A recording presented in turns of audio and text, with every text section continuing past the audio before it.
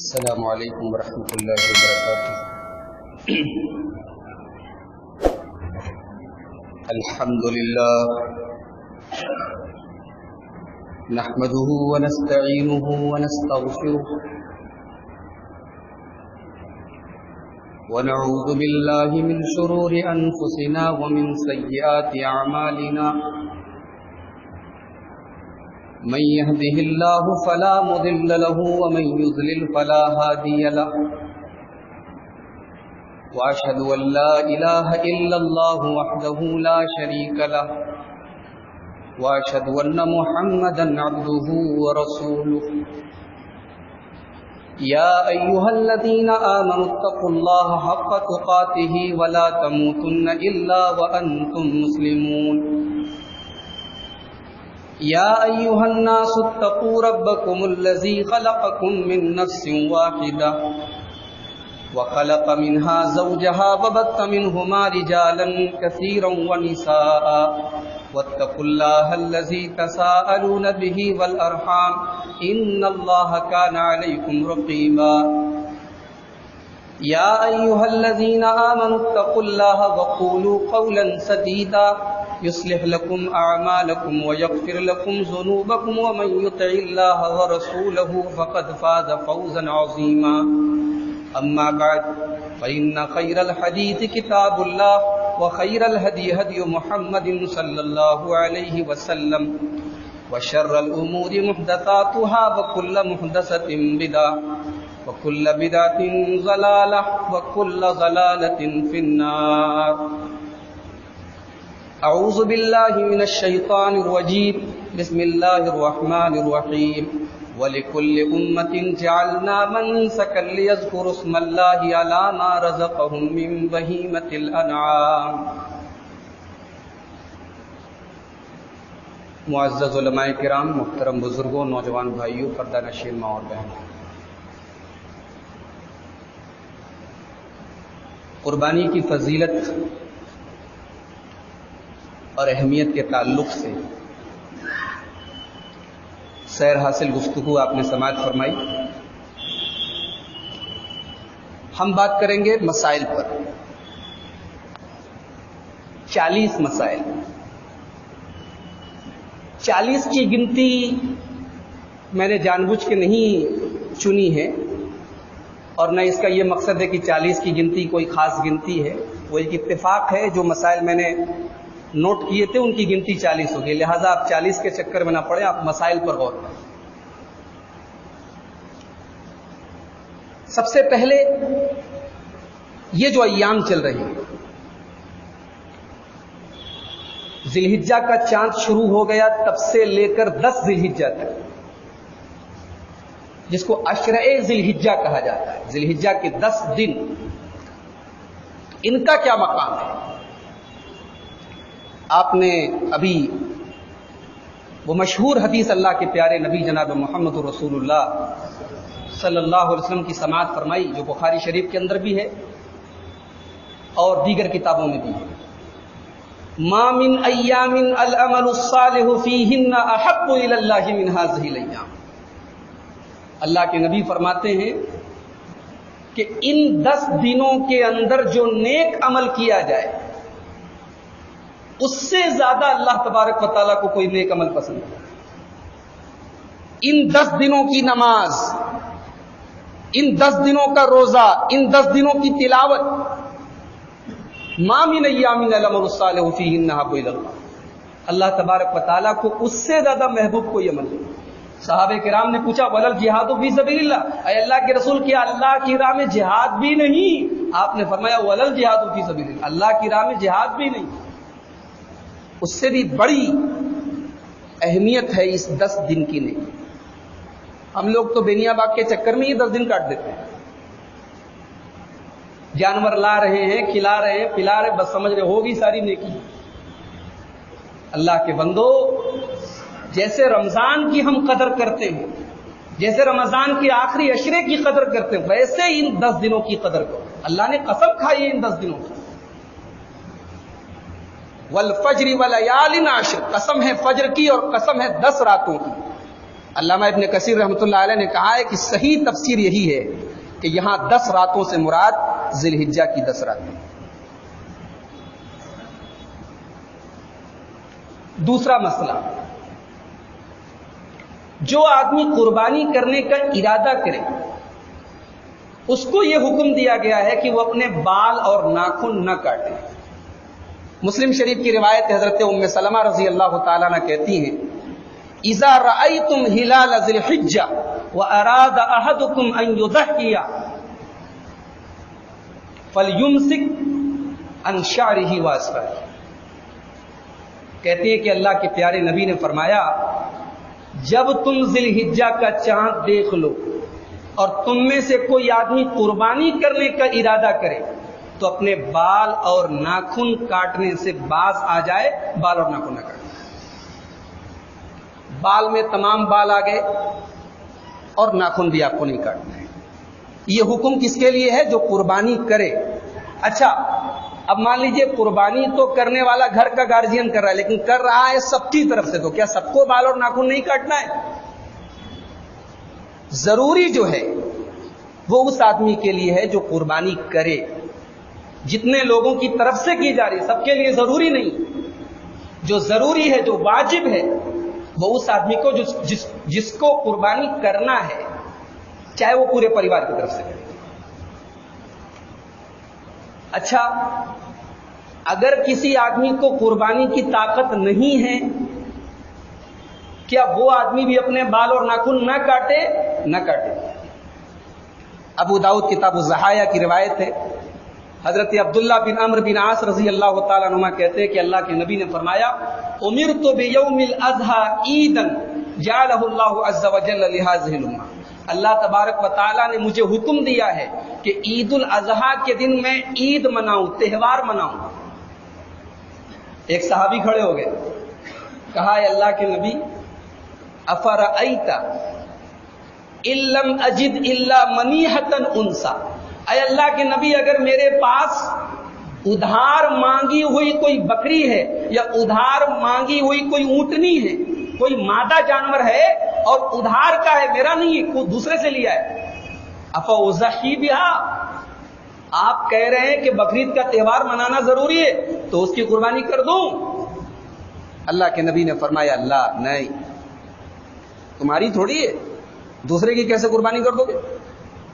وَلَكِن تَأْخُذْ مِنْ شَعْرِكَ وَأَظْفَارِكَ وَتَقُصُّ شَارِبَكَ وَتَحْلِقُ عَانَتَكَ فَتِلْكَ تَمَامُ أُضْحِيَتِكَ عِنْدَ اللَّهِ عَزَّ وَجَلَّ۔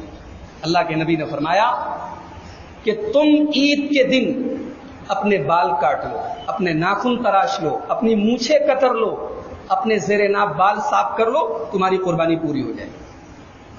ابو داؤد شریف کی یہ روایت سند کے اعتبار سے صحیح ہے، اگرچہ بعض محدثین نے اس کو ضعیف قرار دیا ہے، لیکن سند کے اعتبار سے روایت صحیح ہے، اور یہ روایت اس بات کی دلیل ہے کہ جو آدمی قربانی کرنے کی طاقت نہ رکھے اس کو بھی چاہیے کہ وہ اپنے بال اور ناخن نہ کاٹے۔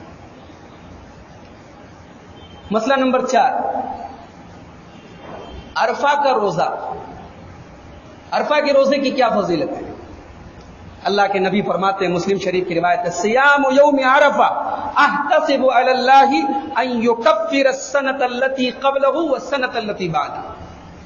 اللہ کے رسول صلی اللہ علیہ وسلم فرماتے ہیں کہ عرفہ کے دن کا روزہ 1 سال پہلے کے اور 1 سال بعد کے گناہوں کا کفارہ ہے، 1 سال پہلے اور 1 سال بعد کے گناہ معاف ہوتے ہیں۔ عرفہ کا دن کون سا دن ہے؟ بعض علماء کہتے ہیں کہ یہ وہ دن ہے جس دن حاجی لوگ عرفات میں ہوتے ہیں، اسی لیے وہ یہ کہتے ہیں کہ انڈیا کے اندر، ہمارے ملک کے اندر یہ روزہ 8 تاریخ کو رکھا جائے گا، لیکن یہ بات محل نظر ہے، اس لیے کہ آج ٹیکنالوجی کی بدولت ہمیں معلوم ہوا ہے کہ عرفات میں حاجی لوگ کب رہتے ہیں۔ 1400 سال سے امت اس حدیث پر کیسے عمل کرتی چلی آئی ہے؟ 1400 سال تک امت نے اس حدیث پر ایسے ہی عمل کیا ہے کہ وہ ذی الحجہ کی 9 تاریخ کو عرفہ کا دن مانتی تھی اور اسی دن روزہ رکھتی تھی۔ بعض لوگ کہتے ہیں کہ اگر 9 تاریخ کا روزہ رکھنا تھا تو اللہ کے نبی نے 9 تاریخ کہا ہوتا، آپ نے عرفہ کا دن کیوں کہا ہے؟ در حقیقت 9 ذی الحجہ کا ایک نام ہے یوم عرفہ، جیسے 10 ذی الحجہ کا ایک نام ہے یوم النحر، جیسے 11، 12 اور 13 ذی الحجہ کا ایک نام ہے ایام تشریق، ویسے ہی 9 ذی الحجہ کا ایک نام ہے یوم عرفہ۔ اس کا عرفات میں حاجیوں کے ہونے سے کوئی تعلق نہیں ہے۔ ساری دنیا کے مسلمان، ارے بہت سارے ملک تو ایسے ہیں جب حاجی لوگ عرفات میں تو وہاں رات ہوتی ہے، وہاں روزہ کیسے رکھے؟ لہذا اس طریقے سے ہاں آپ فضیلت حاصل کرنے کے لیے 8 کو بھی روزہ رکھیے، کوئی مسئلہ نہیں۔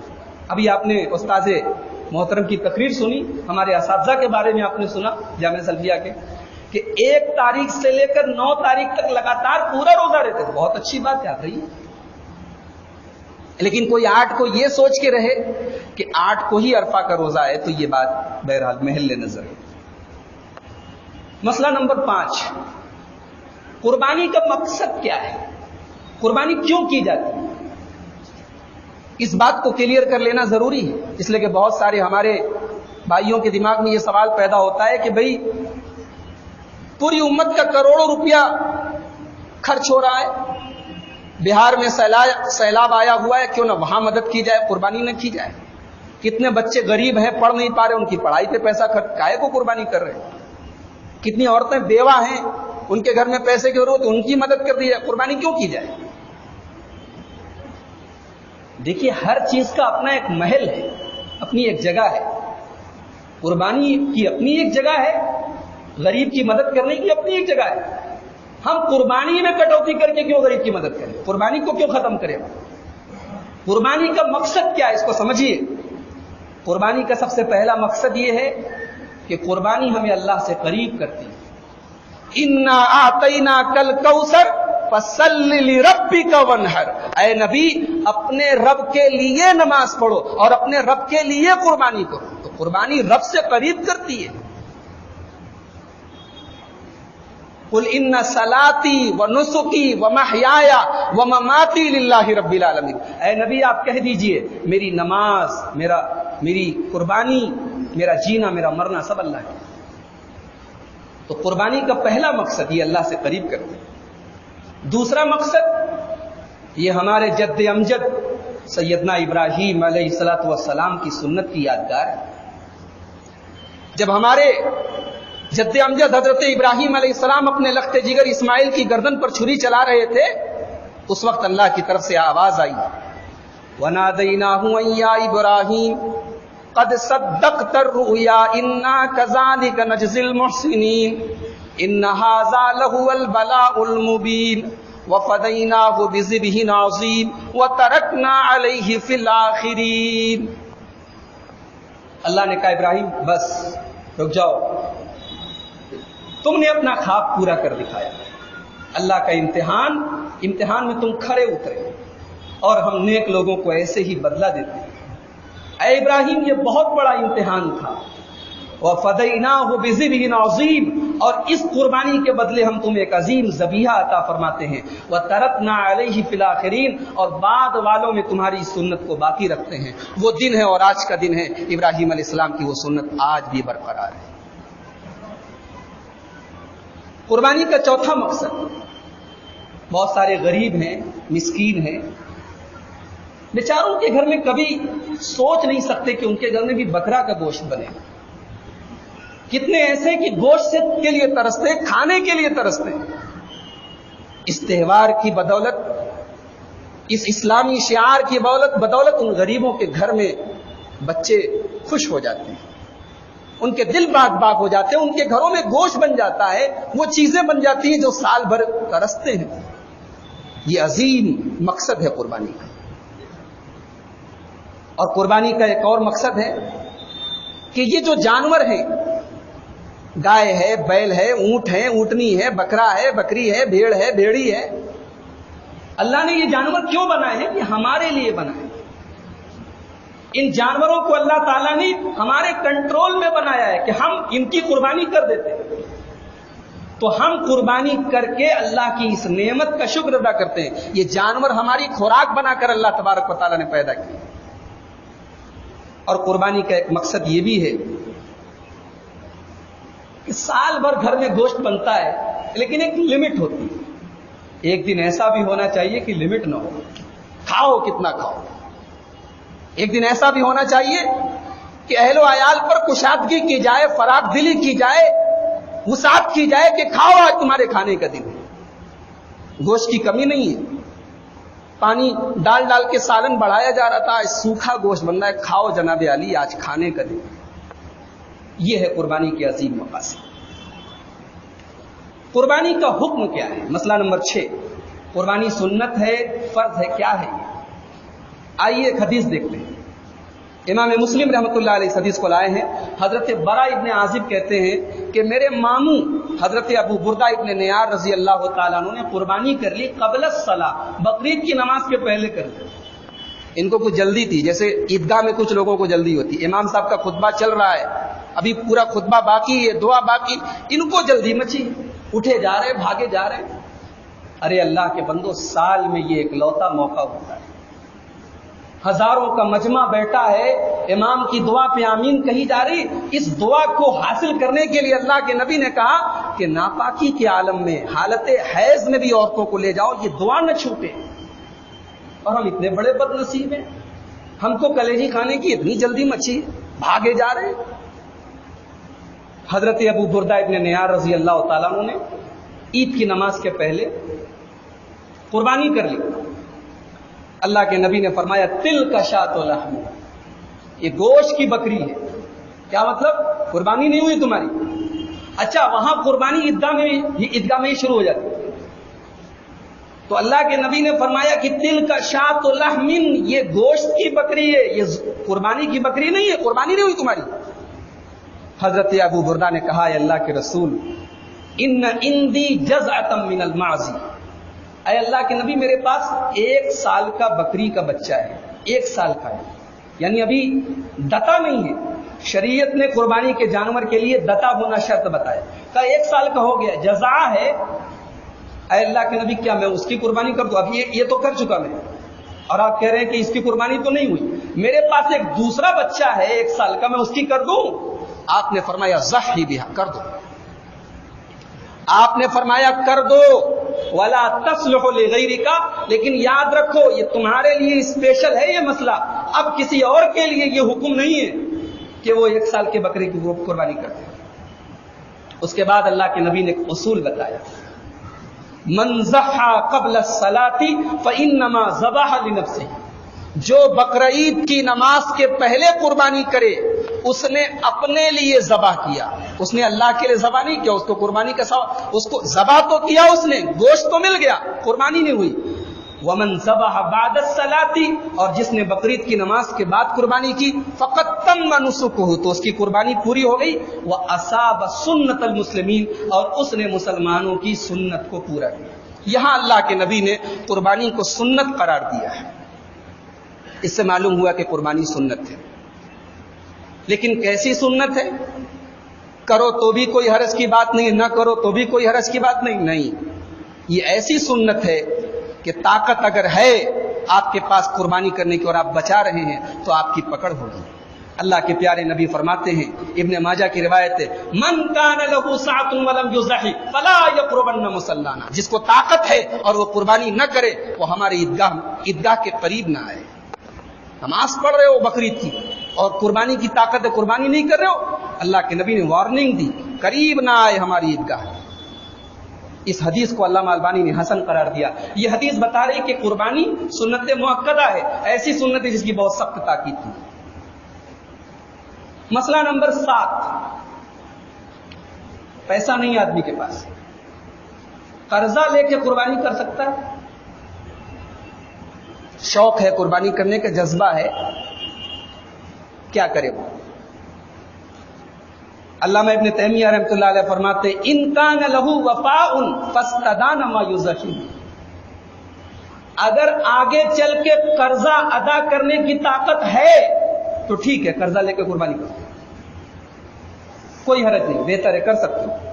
ولا یجب علیہ، لیکن ضروری نہیں، آپ کی مرضی ہے۔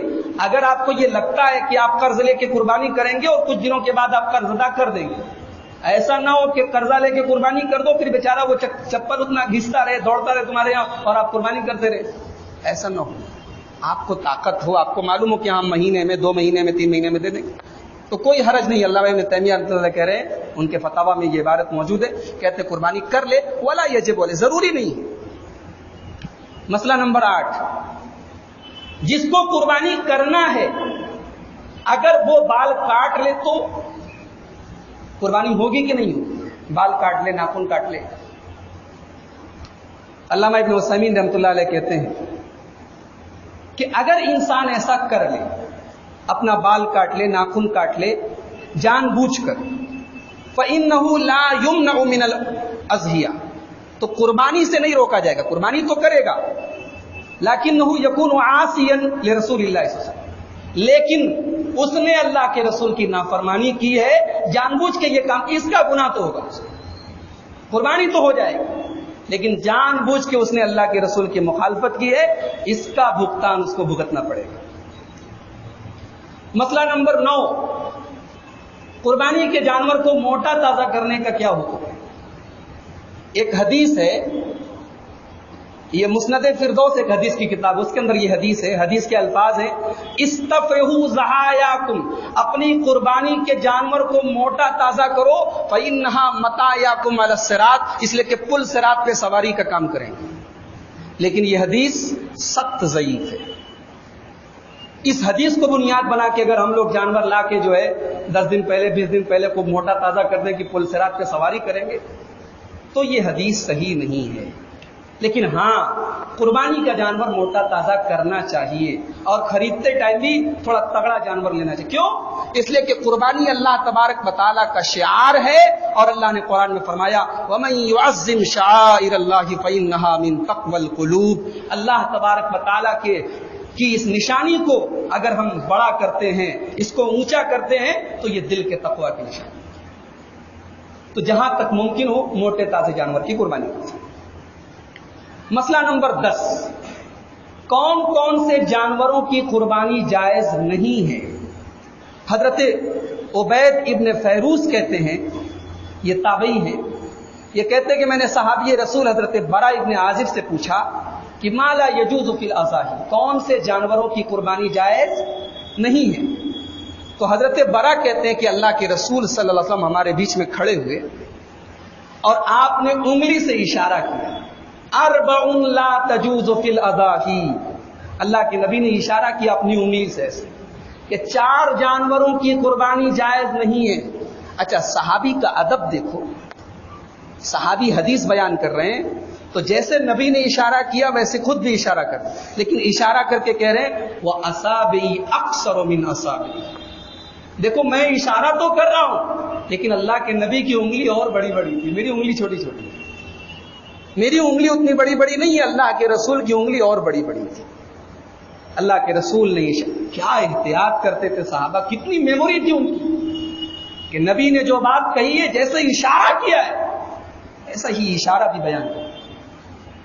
تو 4 جانوروں کی قربانی جائز نہیں ہے. کون سے 4 جانور؟ الاوراء بین الابر, ایسا کانا جانور جس کا کانا پن بالکل واضح ہو, لگ رہا ہے کہ ہاں یہ کانا ہے, اس کی ایک آنکھ بیکار ہے, ایسے جانور کی قربانی نہیں کرتے. والمریضۃ بین مرضها, اور بیمار ہے, بھوسی نہیں کھا رہا ہے, کچھ کھا نہیں رہا ہے, چل نہیں رہا ہے, اور ہم سستا کے چکر میں خرید کے لا رہے ہیں, نہیں لانا ایسا جانور. جس کی بیماری بالکل واضح لگ رہا ہے دیکھنے کی بیمار ہے, اس کو نہیں لانا. اور والارجاء بین ضلعها, لنگڑا ہے, ایک ٹانگ کا لنگڑا ہے اور بالکل صاف پتا چل رہا ہے کہ لنگڑا ہے, ایک ٹانگ اس کی اٹھی ہوئی ہے, لگ رہا ہے کہ لنگڑا ہے, نہیں خریدنا ایسا جانور. والکثیر التی لا تنقی, اور اللہ کے نبی فرماتے کہ اتنا دبلا پتلا جانور بھی نہیں لانا, لا تنقی, جس کے اندر کچھ ہو ہی نہ, اس کے اندر کچھ نکلے ہی نہ, بالکل ہڈی ہو, ہڈیارا ہو, ایسا جانور نہیں لانا. تو حضرت عبید ابن فیروز کہتے ہیں میں نے کہا حضرت برا سے کہ اے صحابی رسول, میری تو اپنی حالت یہ ہے کہ میں جانور قربانی کا اگر لینے جاؤں اور اس کا دانت بھی اگر ٹوٹا ہے تو میں نہیں لیتا, میں جانور کا دانت بھی دیکھتا ہوں, اگر ٹوٹا ہے تو نہیں لیتا. تو حضرت برا ابن عازب نے کہا ما کرہت فدع, ٹھیک ہے دانت ٹوٹا ہے تمہیں نہیں ٹھیک لگ رہا ہے مت لو, ولا تحرمہ علی حد، لیکن اس کو حرام نہیں کہہ سکتے۔ اللہ کے نبی نے اس سے ایک بات یہ معلوم ہوئی کہ چھوٹا موٹا اگر عیب ہے تو قربانی کا جانور کر سکتے ہیں قربانی، لیکن بالکل کلیئر ہے۔ اور یہ 4 عیب جو بتائے گئے، اچھا اب یہ بتاؤ کانے جانور کی قربانی نہیں کر سکتے تو اندھے کی تو ایسے بھی نہیں کر سکتے، اس سے بڑا اگر کوئی عیب ہے تو یقیناً نہیں کر سکتے۔ ایک ٹانگ کا لنگڑا کی جب نہیں کر سکتے تو 2 ٹانگ اگر لنگڑا رہی تو بالکل نہیں کریں گے۔ تو یہ 4 بڑے بڑے عیب ہیں، ان کی قربانی ہم نہیں کر سکتے، یہ ابو داؤد شریف کی روایت ہے۔ مسئلہ نمبر 11، قربانی صرف دتے جانور کی ہو، اس کے دانت، دودھ کے دانت اس نے توڑ دیے ہوں، کم سے کم 2 دانت اس کو نکل چکے۔ حضرت جابر رضی اللہ تعالیٰ عنہ کہتے ہیں، مسلم شریف کی روایت ہے، اللہ کے پیارے رسول صلی اللہ علیہ وسلم نے فرمایا لا تذبحوا الا مسنۃ، قربانی مت کرو مگر دتے جانور کی، الا ان یعثر علیکم، اگر دتا جانور نہ ملے فتذبحوا جزءا من الضأن، تو 1 سال کا بھیڑ کا بچہ کر سکتے ہیں۔ اس حدیث سے کیا معلوم ہوا کہ اگر دتا جانور نہ ملے تو 1 سال کا بھیڑ کا بچہ کر سکتے ہیں، لیکن امت کا اس بات پر اجماع ہے کہ چاہے دتا جانور مل رہا ہو تب بھی 1 سال کا اگر بھیڑ کا بچہ ہو چکا ہے تو قربانی کر سکتے ہیں۔ یہ حکم عام ہے، یہ خاص نہیں ہے کہ جب نہ ملے تب کریں گے، یہ حکم عام ہے، 1 سال کا بھیڑ کا بچہ کبھی بھی کر سکتے ہیں۔ مسئلہ نمبر 12، کون کون سے جانوروں کی قربانی کر سکتے ہیں؟ اللہ تعالیٰ نے سورہ انعام کی آیت نمبر 143 اور 144 میں فرمایا ثمانیۃ ازواج، قربانی کے 8 جانور ہیں، من الضأن اثنین ومن المعز اثنین، بھیڑا کا نرمادہ اور بکرے کا نرمادہ، ومن الابل اثنین ومن البقر اثنین، اونٹ کا نرمادہ اور گائے کا نرمادہ۔ یہ ٹوٹل 8 جانور ہیں جن کی ہم قربانی کر سکتے ہیں۔ مسئلہ نمبر 13، کیا بھینس کی قربانی کر سکتے ہیں؟ عربی لغت میں، عربی ڈکشنری میں بھینس کے بارے میں یہ لکھا ہوا ہے کہ الجاموس نوع من البقر، بھینس بھی گائے کی ایک قسم ہے۔ بھینس کو گائے کی ایک قسم مانا گیا ہے عرب کی کتابوں میں، لیکن ہمارا تجربہ یہ بتاتا ہے، ہمارا مشاہدہ یہ بتاتا ہے کہ گائے اور بھینس دونوں رنگ کے اعتبار سے، طبیعت کے اعتبار سے، دودھ کے اعتبار سے، گوشت کے اعتبار سے، اپنے مزاج کے اعتبار سے، ہر اعتبار سے الگ الگ ہے کہ نہیں؟ تو ہمارا مشاہدہ بتاتا ہے کہ بھینس بالکل الگ ہے، گائے بالکل الگ ہے، دونوں کے بیچ میں جفتی نہیں ہو سکتی، اور گائے جتنا پانی سے بھاگتی ہے بھینس اتنا ہی پانی میں رہتی ہے، دونوں کے دودھ میں واضح فرق ہے، دونوں کے گوشت میں واضح فرق ہے۔ یہ تمام باتیں یہ بتا رہی ہیں کہ بھینس ایک الگ چیز ہے، اس لیے ہمارا یہ ماننا ہے، ہماری یہ تحقیق ہے، ہم ناجائز اور حرام تو نہیں قرار دیتے، لیکن احتیاط کا تقاضا یہی ہے کہ چونکہ قربانی ایک عبادت ہے اور عبادت توقیفی ہوتی ہے، عبادت میں اپنی منطق نہیں لگائی جاتی، عبادت اتنی ہی کی جاتی ہے جتنی قرآن حدیث سے ثابت ہے۔ لہذا احتیاط کا تقاضا یہ ہے کہ ان 8 جانوروں کی قربانی پر اکتفا کیا جائے، بھینس کی قربانی نہ کی جائے۔ کوئی کرتا ہے کرے، ہم اس کو ناجائز اور غیر درست نہیں کہتے، لیکن بہرحال ان 8 جانوروں پر اکتفا کرنا زیادہ بہتر ہے۔ مسئلہ نمبر 14، گابھن جانور کی قربانی کر سکتے ہیں؟ اللہ کے نبی فرماتے ہیں، ابو داؤد کی روایت ہے، زکات الجنین زکات امی، ماں کی قربانی بچے کی قربانی ہے، بچہ اگر پیٹ میں ہے تب بھی اس کی ماں کی یعنی بکری کی، اونٹ کی قربانی، اونٹنی کی قربانی کر سکتے ہیں۔ اس حدیث سے یہ معلوم ہوا کہ گابھن جانور کی قربانی کر سکتے ہیں، آپ کی طبیعت کے اوپر ہے۔ بہت سارے لوگوں کو نہیں اچھا لگتا ہے کہ بھئی کیسے گابھن جانور کی قربانی کرتے ہیں، مسئلہ نہیں تبدیل ہوگا، آپ کی طبیعت نہ چاہے آپ دوسرے جانور کی کر دیں، مسئلہ یہی ہے کہ گابھن جانور کی قربانی کر سکتے ہیں۔ مسئلہ نمبر 15، قربانی کی شرائط کیا ہے؟ پہلی شرط، آپ کی نیت خالص۔ نیت کیا ہے آپ کی؟ قربانی کر رہے ہیں، آپ کی نیت کیا ہے؟ نیت دکھانا تو نہیں ہے، نیت کہیں ایسا تو نہیں کہ سارے لوگ کر رہے ہیں ہم بھی کر رہے ہیں، نیت اللہ کو راضی کرنے کی۔ لن ینال اللہ لحومها ولا دماؤها ولکن ینالہ التقوی منکم، اللہ نے فرمایا کہ اللہ تعالیٰ کے یہاں قربانی کا گوشت اور خون نہیں پہنچتا، اللہ کے تقوی پہنچتا ہے۔ دوسری شرط یہ ہے کہ قربانی کا جانور بہیمت الانام میں سے ہو جو 8 جانور بیان کی گئی. تیسری شرط یہ ہے دتا ہو. چوتھی کہ عیب سے پاک ہو. 4 عیب تو حدیث میں بیان کیے گئے. اس کے علاوہ اگر سینگ کا ٹوٹا ہو, اندھا ہو, پیدائش قریب ہو, گرنے کی وجہ سے موت کے قریب ہو, چلنے پھرنے سے معذور ہو, اگلے یا پچھلے پاؤں میں سے کوئی کٹا ہو, دم کٹا ہو, اس طریقے کے تمام جانوروں کی قربانی نہیں کرنی چاہیے. 5ویں شرط یہ ہے کہ اپنی ملکی ہو, تو دوسرے کا جانور نہیں پکڑ کے قربانی کرنے کی. 6ویں شرط یہ گروی نہ رکھا ہو. اور 7ویں شرط یہ ہے کہ قربانی کے متعین اوقات میں جو اوقات بتائے گئے ان کے اندر قربانی کی جائے. مسئلہ نمبر 16, قربانی کب سے کب تک کر سکتے ہیں؟ اللہ تعالیٰ نے ایک مسئلہ تو یہ پتہ لگ گیا کہ بقرعید کی نماز کے پہلے نہیں کر سکتے, جب بھی کریں گے اس کے بعد کریں گے. اب کب تک کر سکتے ہیں؟ اللہ تعالیٰ نے سورہ بقرہ کی آیت نمبر 203 میں فرمایا وَاذْكُرُوا اللَّهَ فِي أَيَّامٍ مَّعْدُودَاتٍ, اللہ کو یاد کرو چند گنتی کے دنوں میں. یہ دوسرے پارے کی آیت ہے سورہ بقرہ کی. سورہ حج میں اللہ نے فرمایا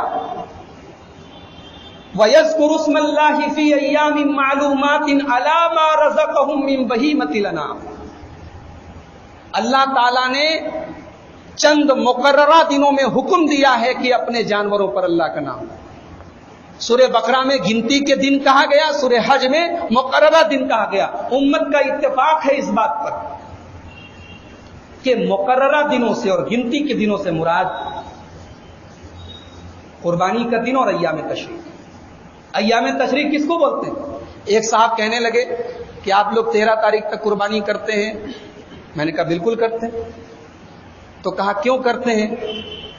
میں نے حدیث پڑھ کے سنائی کہ ایام تشریق سارے کے سارے قربانی کے دن ہیں. کہنے لگے ایام تشریق میں تو 9 تاریخ بھی آتی ہے, 9 تاریخ کو بھی تکبیر بولی جاتی ہے. میں نے کہا کہ آپ سے یہ کس نے کہا کہ تکبیر جس میں بولی جاتی ہے اس کو ایام تشریق کہا جاتا ہے؟ آدمی کو جانکاری ہو یا نہ ہو, ہر آدمی جو ہے اپنے آپ کو مفتی بننے لگتا ہے, فتویٰ دینے لگتا ہے. بھائی اگر کوئی 13 تاریخ کو قربانی نہیں کرتا ہے نہ کرے, ہم کسی پر پریشر نہیں ڈالتے, لیکن ہم کرتے ہیں اور دلائل کی روشنی میں کرتے ہیں. ایام تشریق کس کو کہتے ہیں سمجھ لیجیے. اس مسئلے کو بہت امپورٹنٹ مسئلہ ہے, اہم مسئلہ ہے. تشریق بولتے ہیں عربی زبان میں سورج کی روشنی میں کسی چیز کو سکھانا. عرب میں قربانی جب ہوتی تھی اس زمانے میں ریفریجریٹر فریز وغیرہ نہیں تھی, تو قربانی کے گوشت کو دھوپ میں پھیلا دیتے تھے, اور یہ کام عام طور سے 11, 12, 13 تک کرتے تھے. اسی لیے 11, 12, 13 کو ایام تشریق کہا جاتا ہے. اور ایک بات اور یاد رکھیے کہ حاجی لوگ جو حج کرنے جاتے ہیں وہ مینا کے اندر چاہیں تو 12 تاریخ تک قیام کر سکتے ہیں, لیکن 13 تاریخ تک اگر کوئی قیام کرے تو یہ زیادہ بہتر ہے. مینا میں قیام 13 تاریخ تک, تکبیرات فرض نمازوں کے بعد صحابہ کرام سے جو ثبوت ملتا ہے 13 تاریخ تک, کھانے پینے کا حکم جو دیا گیا اور روزہ رکھنے سے منع کیا گیا 13 تاریخ تک, تو قربانی صرف 12 تاریخ تک کیوں؟ اس کو الگ کرنے کی دلیل کیا ہے آپ کے پاس؟ جب سارے کام 10, 11, 12, 13 کو ہو رہے ہیں اور ان سارے کاموں میں قربانی بھی شامل ہے, تو قربانی کو 12 تک اگر کوئی خاص کرتا ہے تو وہ دلیل دے. دلیل ہمیں نہیں دینا ہے, لیکن پھر بھی ہم دلیل دے دیتے ہیں. یہ حدیث آپ کو ملے گی سنن کبریٰ للبیہقی میں. امام بیہقی نے اس کو روایت کیا ہے, علامہ البانی نے صحیح قرار دیا ہے. اللہ کے نبی فرماتے ہیں ایام منن ایام اکل و شرب.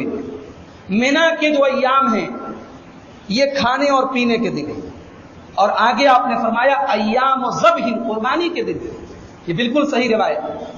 ہمارے استاد محترم علامہ رئیس احمد ندوی رحمۃ اللہ علیہ کی پوری تحقیق ہے اس حدیث کے اوپر, پوری کتاب دلائل سے ثابت کیا. حدیث بالکل صحیح. صحیح ابن حبان کے اندر ایک روایت حضرت جبیر ابن مطعم رضی اللہ تعالیٰ, اللہ کے نبی نے فرمایا کل عرفات موقف, عرفات کا پورا میدان یہ موقف ہے, وقوف کی جگہ ہے. ورفعوا عن عرنا، اور اللہ کے نبی نے فرمایا کہ مقام عرنا سے دور رہو، وکل مزدلفۃ موقف، اور آپ نے فرمایا پورا کا پورا مزدلفہ وقوف کی جگہ ہے، ورفعوا عن المحصر، اور وادی محصر سے دور رہو، فکل فجاج منن منحر، اور اللہ کے نبی نے فرمایا منا کے تمام راستے قربانی کے جگہ ہیں، وفی کل ایام التشریق ذبح، اور تمام کے تمام ایام تشریق قربانی کے لیے۔ یہ صحیح ابن حبان کی بالکل صحیح روایت ہے۔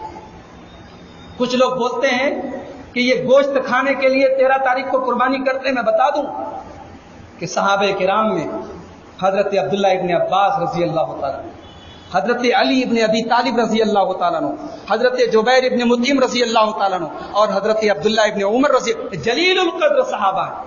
یہ تمام کے تمام صحابہ 13 تاریخ کی قربانی کے قائل ہیں۔ ائمہ کرام میں امام شافعی رحمۃ اللہ علیہ کا فتویٰ موجود ہے 13 تاریخ کا۔ تابعین اعظام میں امام عطا ابن ابی رباح کا فتویٰ موجود ہے 13 تاریخ کو۔ اس کو آپ کسی کے آپ نہیں کرنا ہے، مت کیجیے زبردستی۔ جب یہ ایام آتے ہیں بہت لوگ بحث کرتے ہیں، میرے پاس لوگ سوال لے کر آتے ہیں، مولوی صاحب 13 تاریخ کی دلیل لکھ کے دے دیجیے۔ بحث کرنے کا مسئلہ نہیں میرے بھائی، ہم یہ نہیں کہتے کہ 13 ہی کو قربانی کی جائے، قربانی 10 ذی الحجہ کو کی جائے، سب سے بہترین اور افضل دن، لیکن اجازت دی گئی ہے 13 تاریخ تک، 13 تاریخ تک کی جا سکتی۔ مسئلہ نمبر 17، قربانی کرنے کا طریقہ کیا ہے، کیسے ذبح کیا جائے، چھری کیسے چلائی جائے۔ مسلم شریف کی روایت حضرت عائشہ رضی اللہ تعالیٰ عنہ کہتی ہے کہ اللہ کے رسول نے حکم دیا، ایک سینگ دار دمبے کا حکم دیا، لایا گیا۔ کیسا دمبا تھا؟ یطو فی سواد، اس کے پیر کے پاس کا حصہ کالا تھا، وَيَبْرُكُ فِي سَوَادٍ، پیٹ کے پاس کا حصہ کالا تھا، وَيَنْظُرُ فِي سَوَادٍ، آنکھوں کے پاس کا حصہ کالا تھا۔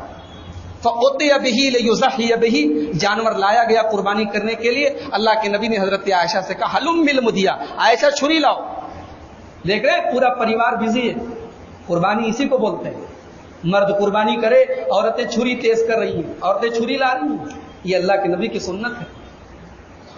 ہمارے یہاں کی عورتیں بہت ساری ہوتی ہیں، اور تو قربانی اگر ہو رہی ہے تو جانور کو دیکھنے سے بھی ڈرتی ہے، ارے ہم نہیں دیکھ سکتے، تھوڑا ہمتی بنائیے ان کو۔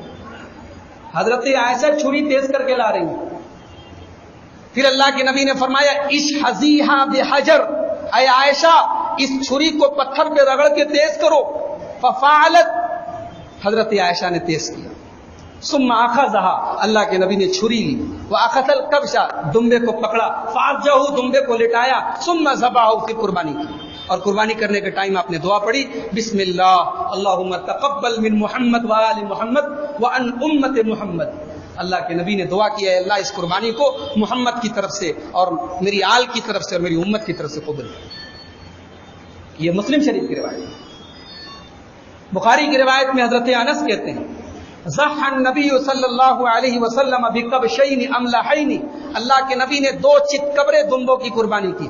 فرأیتہ واضعا قدمہ علی صفاحہما، اللہ کے نبی نے اپنا قدم، اپنا پیر اس جانور کے پہلو پر رکھا اور یسمی و یکبر، بسم اللہ اللہ اکبر پڑھ کے آپ نے ذبح کیا۔ مسئلہ نمبر 18، قربانی کی دعا کیا ہے؟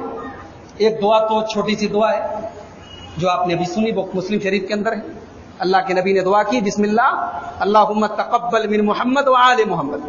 آپ اپنی اور اپنے گھر والوں کی طرف سے قربانی کر رہے ہیں، اللہم تقبل منی ومن اہل بیتی، اللہم تقبل منی ومن اہل بیتی، یہ پڑھ کے آپ قربانی کر سکتے ہیں۔ چھوٹی سی دعا ہے۔ ایک دعا ہے تھوڑی تفصیل سے ہے، یہ ابو داؤد شریف کے اندر موجود ہے۔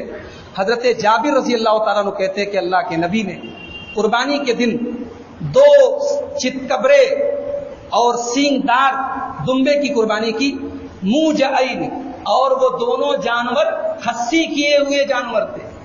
پتا چلا کہ جانور خصی کیا ہوا کرنا بھی سنت سے ثابت ہے۔ بہت سارے لوگ سمجھتے ہیں، ان کا یہ مسئلہ ہے کہ خصی کرنے سے جانور عیبدار ہو جاتا ہے۔ اللہ کے رسول کی یہ صحیح حدیث بتا رہی ہے کہ جانور کی خصی، بلکہ یہ تجربہ بھی بتاتا ہے کہ خصی کرانے کے بعد جو ہے جانور کا گوشت اور ٹیسٹی اور لذیذ ہو جاتا ہے، اس کے اندر سے مہک وغیرہ نکل جاتی ہے۔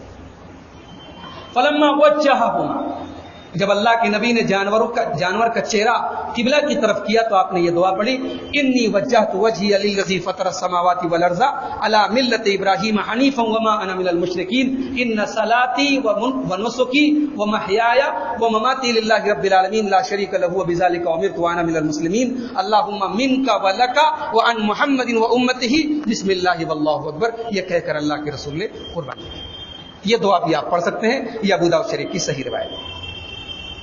مسئلہ نمبر 19، کیا ایک بکرا پورے گھر کی طرف سے کافی ہے؟ آپ نے ابھی یہ حدیث سنی، حضرت ابو ایوب انصاری رضی اللہ تعالیٰ عنہ کی حدیث ہے۔ ان سے پوچھا گیا کہ اللہ کے رسول کے زمانے میں قربانی کیسی ہوتی تھی؟ تو انہوں نے کہا کہ کان الرجل یضحی بالشاة عنہ وعن اہل بیتہ، اللہ کے نبی کے زمانے میں آدمی ایک بکرے کی قربانی اپنی طرف سے اور اپنے تمام گھر والوں کی طرف سے کرتا تھا، فیاکلون ویطعمون، لوگ خود بھی کھاتے تھے، دوسروں کو بھی کھلاتے تھے، حتی تباہ الناس، اس کے بعد جب لوگوں کے پاس پیسہ زیادہ آیا، فراخی زیادہ آئی، تو لوگوں نے اس معاملے میں بڑھ چڑھ کے کام لینا شروع کر دیا، فصارت کما ترا، اور قربانی زیادہ ہونے لگی۔ اس حدیث سے بہرحال ایک مسئلہ ثابت ہوا کہ ایک بکرے کی، ایک جانور کی قربانی پوری ایک فیملی کی طرف سے۔ اب اگر ایک گھر میں 4 بھائی رہتے ہیں، چاروں کا پریوار الگ رہتا ہے، چاروں الگ کماتے ہیں، تو 4 پریوار بنتے ہیں۔ یہاں ایک پریوار سے مراد ایک پریوار ہے، ایک آدمی اور اس کے پورے پریوار کی طرف سے ایک جانور کی قربانی کر سکتے ہیں۔ مسئلہ نمبر 20، بڑے جانور میں حصہ لینا۔ حضرت عبداللہ ابن عباس رضی اللہ تعالیٰ عنہ کہتے ہیں، ترمذی کی صحیح روایت ہے، کہتے ہیں کہ ہم لوگ اللہ کے نبی کے ساتھ ایک سفر میں تھے اور بقرعید کا تہوار آ گیا، فاشترکنا فی البقرۃ 7، ہم لوگوں نے گائے میں 7 حصہ لیا، وفی الجزور 10، اور اونٹ میں 10 حصہ لیا۔ یہ حدیث اس بات کی دلیل ہے کہ بڑے جانوروں میں گائے اگر ہے تو 7 حصہ اور اونٹ اگر ہے تو 10 حصہ لیا جا سکتا ہے، 10 لوگ اس میں شریک ہو سکتے ہیں۔ مسئلہ نمبر 21، قربانی کرنے والے کے لیے کیا شرط ہے؟ پہلی شرط تو یہ ہے کہ عقل مند ہو، پاگل نہ ہو۔ بچہ بھی قربانی کر سکتا ہے لیکن بچہ تھوڑا ہوشیار ہو گیا ہو، ممیز ہو گیا ہو۔ دوسری شرط یہ ہے کہ مسلمان ہو یا اہل کتاب میں سے ہو۔ تیسری شرط یہ ہے کہ ذبح کی نیت ہو۔ چوتھی شرط یہ ہے کہ غیر اللہ کے لیے ذبح نہ ہو۔ پانچویں شرط یہ ہے کہ ذبح کے وقت غیر اللہ کا نام نہ لیا ہو۔ چھٹی شرط یہ ہے کہ اللہ ہی کے نام سے ذبح کیا گیا ہو۔ ساتویں شرط یہ ہے کسی دھاردار آلے سے ذبح کیا گیا ہو، اور 8ویں شرط یہ کہ ذبح کرنے پر خون بہا ہو۔ یہ 8 شرطیں ہیں قربانی کرنے کے لیے۔ مسئلہ نمبر 22، قربانی کے کچھ آداب ہیں، آداب کا بھی لحاظ رکھنا ضروری ہے۔ اللہ کے نبی صلی اللہ علیہ وسلم فرماتے ہیں، مسلم شریف کی روایت ہے، ان اللہ کتب الاحسان علی کل شیء، اللہ تبارک و تعالیٰ نے ہر چیز میں بھلائی کا حکم دیا ہے۔ فَإِذَا قَتَلْتُمْ فَأَحْسِنُوا الْقِتْلَ وَإِذَا ذَبَحْتُمْ فَأَحْسِنُوا الذِّبْحَ، جب جانور کو ذبح کرو تو اچھی طریقے سے ذبح کرو، بھلائی کے ساتھ ذبح کرو۔ وَلْيُحِدَّ أَحَدُكُمْ شُفْرَتَهُ فَلْيُرِحْ ذَبِيحَتَهُ، اور ذبح کرنے کے پہلے اپنی چھری کو تیز کر لو، جانور کو تکلیف مت دو، آرام سے ذبح کرو۔ اب کچھ لوگ کیا کرتے ہیں، چھری تیز نہیں، اب چلا رہے ہیں، رگڑ رہے ہیں اس کو، یہ بہت غلط بات ہے، تکلیف کی بات ہے۔ چھری کو پہلے سے تیز کرو تاکہ جب جانور کی گردن پہ آپ چھری چلائیں تو ایک بار میں ساری رگیں کٹ جائیں، اس کو تکلیف نہ ہو۔ حضرت عبداللہ ابن عباس رضی اللہ تعالیٰ عنہ کہتے ہیں، اللہ کے نبی کا گزر ہوا ایک آدمی کے پاس سے، وہ اپنے جانور کے اوپر پیر رکھ کے چھری کو تیز، جانور بیچارہ دیکھ رہا ہے، ٹک رہا ہے، اور وہ چھری تیز کر رہا ہے۔ اللہ کے نبی نے فرمایا، افلا قبل ھذا، یہ کام پہلے کیوں نہیں کر لیا؟ جانور کے پہلو پر پیر رکھ کے تم چھری تیز کر رہے ہو۔ اللہ کے نبی نے فرمایا، اتريد ان تمیتھا موتتین، کیا 2 بار اس کو مارنا چاہتے ہو؟ یہ کام پہلے کرنا چاہیے۔ مسئلہ نمبر 23، کیا عورت قربانی کر سکتی ہے؟ عورت چھری چلا سکتی ہے؟ بخاری کی روایت ہے، حضرت کعب بن مالک رضی اللہ تعالیٰ عنہ کی ایک لونڈی تھی، یہ بکری چراتی تھی۔ ایک مرتبہ بکری چرانے گئی تو ایک بکری بیمار ہو گئی، اور اتنی بیمار ہو گئی کہ مرنے کی کگار پہ پہنچ گئی۔ فذبحتھا، اس لونڈی نے اس جانور کو ذبح کیا، بکری کو ذبح کیا پتھر سے، وہاں سے پتھر اٹھایا، دھار پتھر، اور پتھر سے ذبح کر دیا۔ جب یہ معاملہ اللہ کے نبی کے پاس آیا اور پوچھا کیا اللہ کے نبی اس لونڈی نے اس عورت نے قربانی کی ذبح کیا ہے جانور کو, ہم لوگ کھا سکتے ہیں کہ نہیں؟ اللہ کے نبی نے فرمایا کلوہا, کھا سکتے ہیں. یہ حدیث اس بات کی دلیل ہے کہ عورت جب ذبح کر سکتی ہے تو قربانی بھی کر سکتی ہے. مسئلہ نمبر 24, قربانی کے گوشت کا کیا کیا ہے؟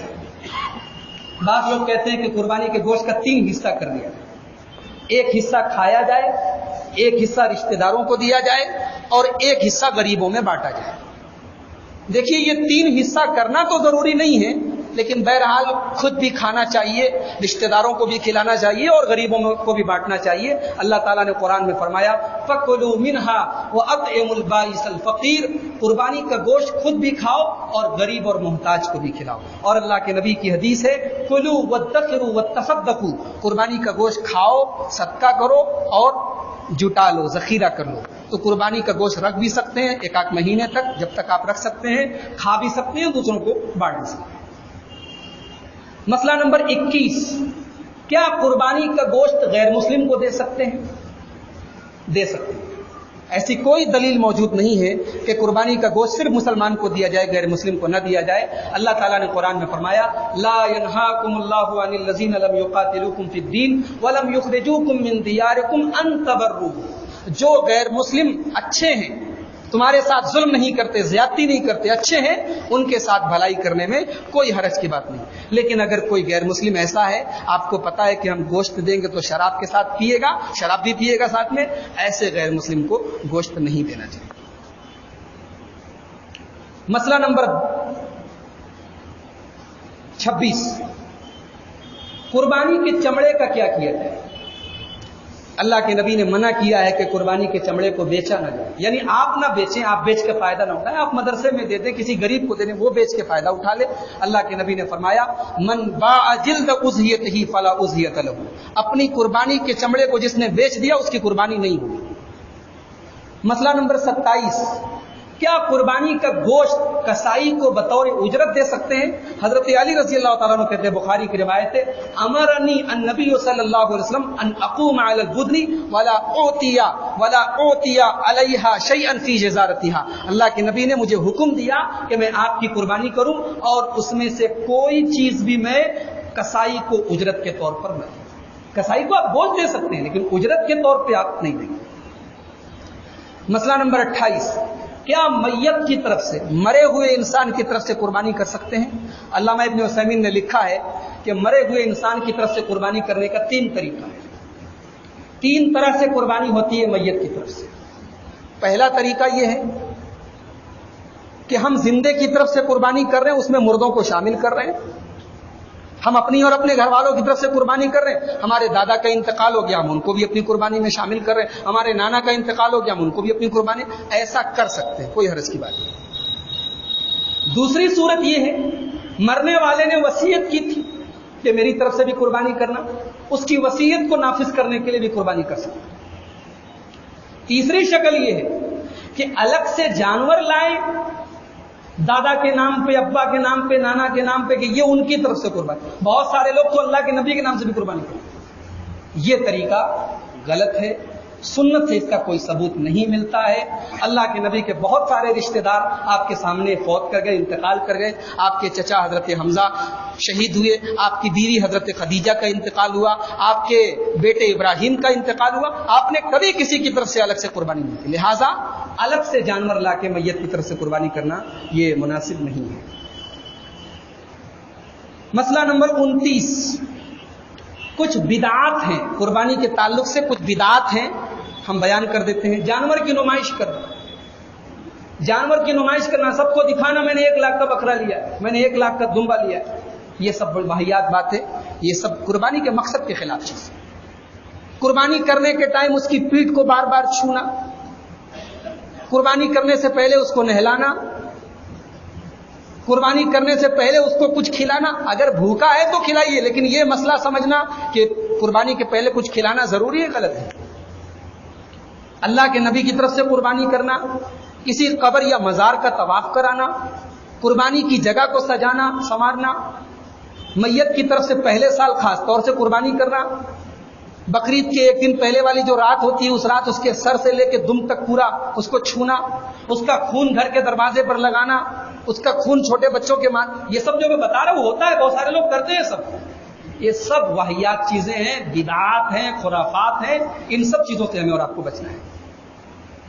مسئلہ نمبر 30، قربانی کے تعلق سے کچھ ضعیف روایتیں، میں 2 روایتیں آپ کے سامنے بیان کروں۔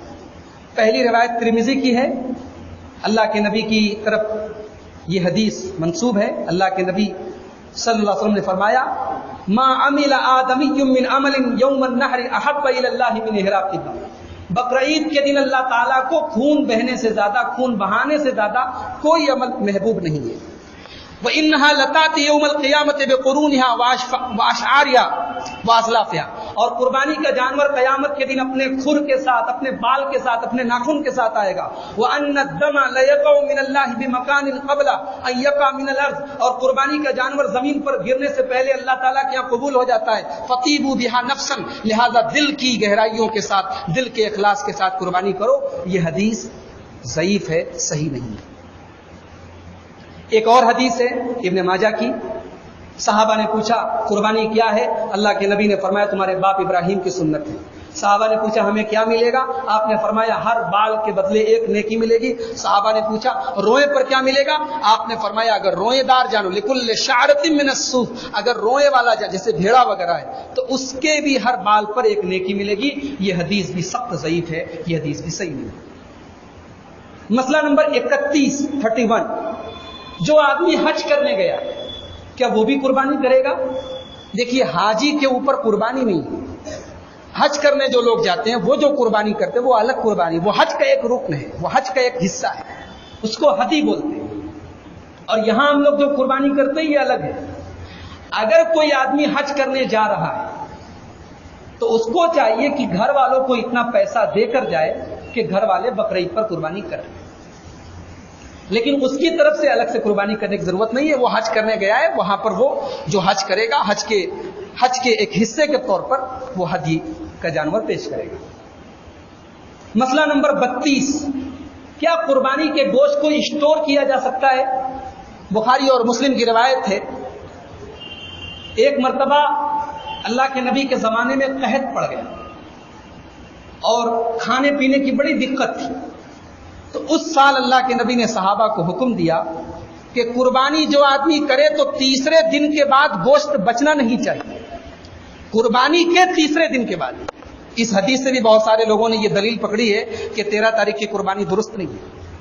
اس میں 3 دن کا مطلب 12 تاریخ نہیں ہے، قربانی سے 3 دن۔ آپ 12 تاریخ کو قربانی کر رہے ہیں تو 12 13 14 تاریخ، 13 کو کر رہے ہیں تو 13 14 15، قربانی سے 3 دن کے بعد اللہ کے نبی نے فرمایا کہ گوشت بچنا نہیں چاہیے۔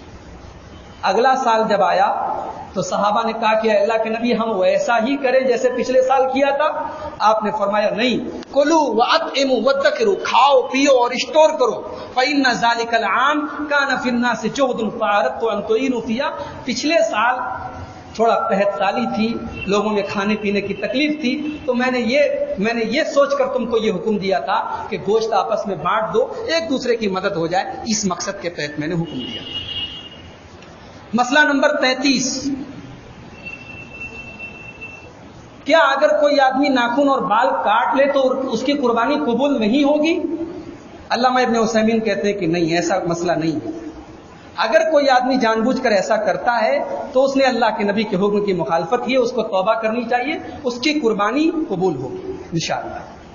مسئلہ نمبر 34، قربانی کرنے کے ٹائم جانور کی 4 رگیں کٹنی چاہیے۔ ایک تو اس کی حلق ہے، سانس کی نلی، اور 2 جو ہے کھانے پینے کی نلی دوسرے نمبر، اور تیسری اور چوتھی 2 موٹی موٹی رگیں ہوتی ہیں۔ 4 رگیں یا کم سے کم 3 رگیں کٹنی چاہیے۔ بہت سے لوگ چھری چلا دیتے ہیں، پوری گدی تک پورا کاٹ دیتے ہیں، یہ غلط ہے۔ 4 رگیں کٹ گئی، اب جانور کو چھوڑ دیجئے ٹھنڈا ہونے کے۔ 4 رگوں کو کاٹنے کے بعد جانور کو چھوڑ دیا جائے، اس کا خون وغیرہ بہہ جائے، اس کے بعد اس کا پروسیس آگے بڑھایا جائے۔ پورا اس کا گدی تک جو لوگ شروع میں ہی کاٹ لیتے ہیں یہ غلط ہے، اللہ کے نبی نے اسے منع کیا ہے۔ مسئلہ نمبر 35، عیدگاہ میں عیدین میں عید کے دن بھی اور بقرعید کے دن دونوں دن عورتوں کو لے کے جانے کا ہوتا ہے۔ ہمارے یہاں بقرعید پر تعداد بہت کم ہوتی ہے عورتوں کی، ہمارے امام صاحب بھی بیٹھے، میں نے پچھلے سال ان سے کہا تھا کہ اس مسئلے پر بھی آپ اپنی توجہ دلائیں عوام کی. بہت ساری عورتیں نہیں آتی، منتظمین بھی جانتے ہیں کہ عورتوں کی تعداد کم ہے. ہم اہل حدیث ہیں میرے بھائی، اس سنت کو الحمدللہ ہم نے زندہ رکھا ہے. اور ہم لوگ کیا کوئی فرق ہے حدیثوں کے اندر؟ اللہ کے نبی نے کوئی ایک حدیث بتائیے کہ آپ نے کہا کہ عید کے دن تو شوق سے لے کے جاؤ، بقرعید کے دن نہ لے کے جاؤ. کچھ لوگ کہتے ہیں ارے مولوی صاحب وہ چلی جائیں گی تو مسالہ کون پیسے گا؟ ارے اللہ کے بندو تھوڑا لیٹ کھا لینا، تھوڑی دیر میں مسالہ پس جائے. لیکن اتنی بڑی فضیلت سے ان کو محروم مت کیجیے.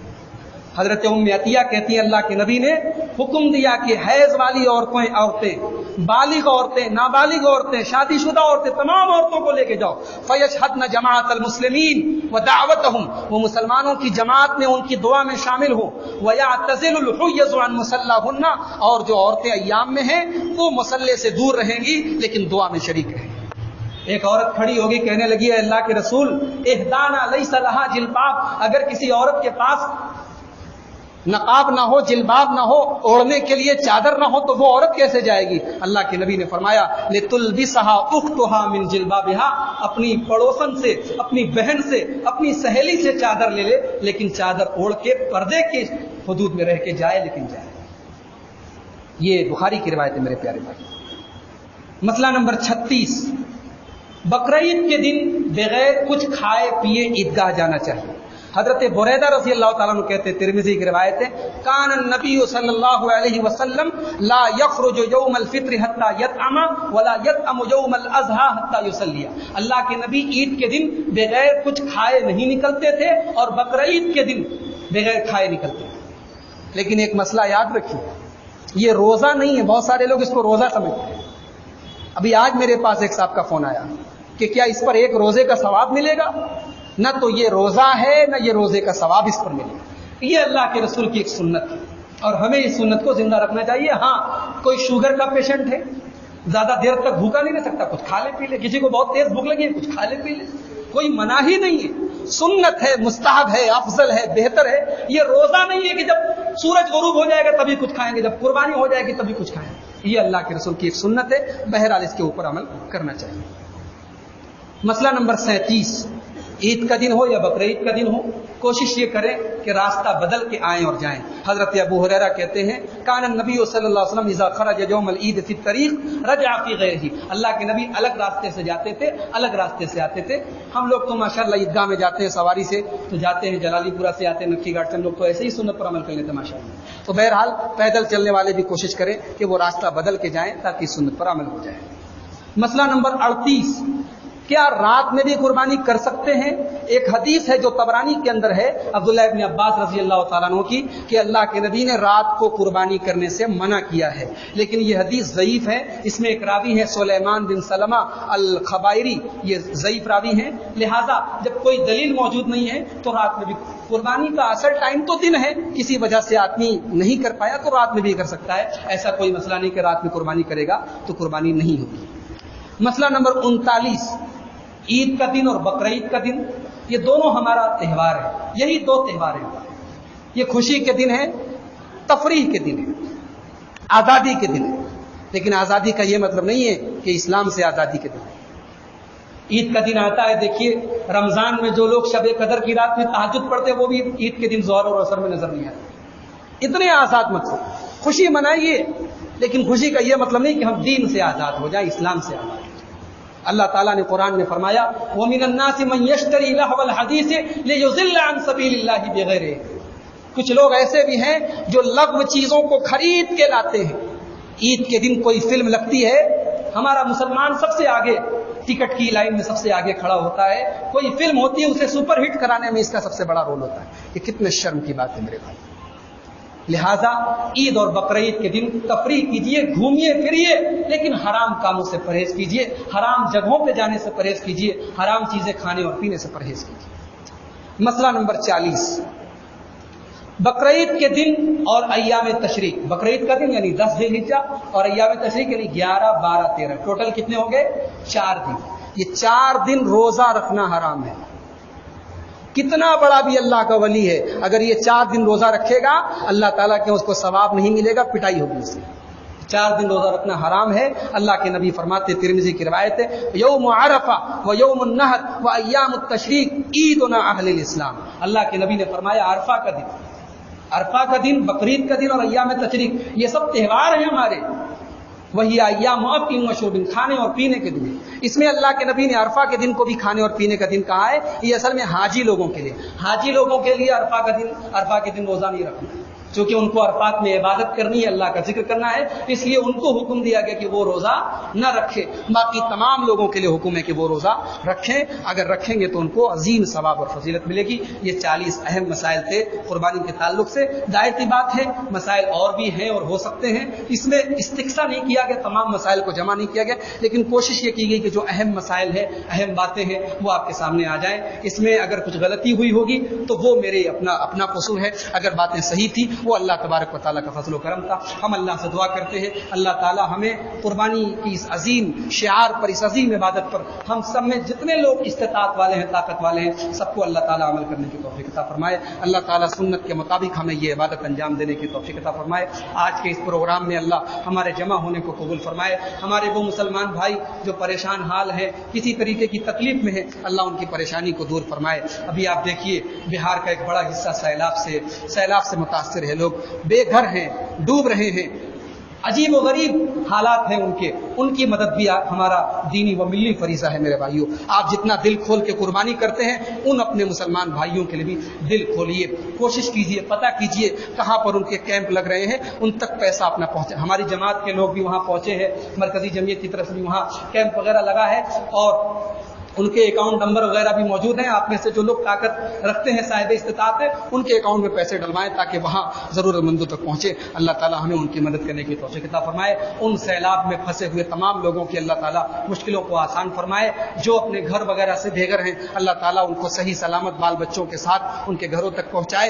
अल्लाह जैसे हम अपने घरों में आराम से बकरीद का त्यौहार मनाएंगे, अल्लाह उनको भी ये त्यौहार अपने बच्चों के साथ मनाने की तौफीक अता फरमाए। अल्लाह ताला इस मुल्क में हम मुसलमानों को अपनी तमाम इबादत आज़ादी के साथ अल्लाह ताला हमें ये ताकत दे, तौफीक दे कि हम आज़ादी के साथ अपने तमाम दीनी शायर पर और इबादत पर अमल कर सकें। अल्लाह ताला इस मुल्क के अमन और चैन को, सुकून को कायम रखे और इस अमन और सुकून को बर्बाद करने वाली तमाम ताकतों को अल्लाह ताला नीज़ को नाबूद कर दे। अल्लाह जब तक हमें दुनिया में जिंदा रखे, इस्लाम पर जिंदा रखे और हमारा खात्मा ईमान पर हो। व आखिर दावाना अल्हम्दुलिल्लाहि रब्बिल आलमीन। अस्सलामु अलैकुम व रहमतुल्लाहि व बरकातुहू।